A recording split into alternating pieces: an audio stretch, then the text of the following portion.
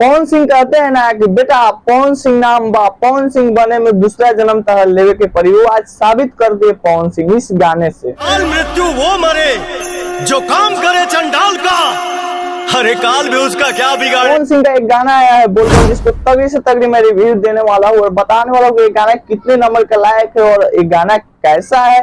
तो फिर चलो भाई देखो अब मैं क्या करता हूं। सबसे पहले बात करते हैं इस गाने के कंसेप्ट के ऊपर कि कैसा कंसेप्ट इस गाने में बनाया गया है। तो मैं आप लोगों को बता दूं कि क्या ही मतलब इस गाने में भाई साहब कंसेप्ट को बनाया गया है, जिसमें पावर स्टार पवन से आप लोग जानते हैं कि बनारस काशी के भूतपूर्व कहानी पर इसको दर्शाया गया है। इस गाने को आप लोग जानते हैं कि कितनी बड़ी पुरानी कहानी है, बनारस का एक पर एक पुरानी कहानी है, उसी पर इस गाने को दर्शाया गया है बेहतरीन से बेहतरीन आवाज में पावर स्टार पवन सिंह। भूमि हाई संत सन्यासी के ज्योतिर्लिंग। और मेरे दोस्त इस गाने के वीडियो क्वालिटी के बारे में बात करते हैं, क्या ही भाई साहब इस गाने का वीडियो क्वालिटी बनाया गया है, जो कि आप तो जानते हैं कि सारे गाना हम भोजपुरी से जो भी गाना आता है जिस सिंगर का जिसमें वीडियो क्वालिटी क्या ही नेक्स्ट लेवल का रहता है, चाहे नीलकमल सिंह हो चाहे खेसारी लाल यादव हो। पवन सिंह का भी गाना सारे गाना हम भोजपुरी से पहले आप लोगों को नहीं देखने को मिल रहा था,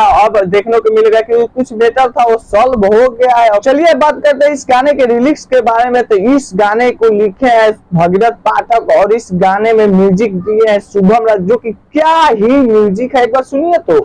खुद अपने से जाके शमशान का गाड़ी सारा देहिया में भसा। ऐसे ही भाई साहब किसी को पावर स्टार नहीं कहा जाता है, किसी में टैलेंट रहता है तब कहा जाता है पावर स्टार। हाय हाय इतना सुकून।